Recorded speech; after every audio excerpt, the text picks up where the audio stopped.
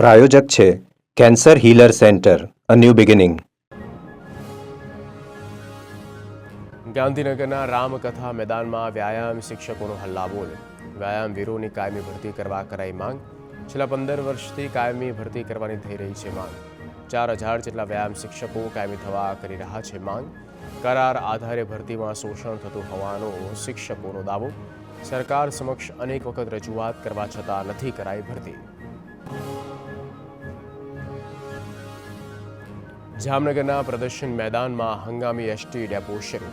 મુસાફરો માટે કામચલાઉ એસટી ડેપો પર સુવિધા કરવામાં આવી. હંગામી એસટી ડેપો પર ફાળવવામાં આવ્યા 9 પ્લેટફોર્મ. વિદ્યાર્થીઓના બસ પાસ માટે વ્યવસ્થા કરાઈ. ડ્રાઈવર અને કંડક્ટર માટે અલગ રૂમ પણ બનાવાયા. જૂના એસટી ડેપો પર બસોની અવરજવર બંધ.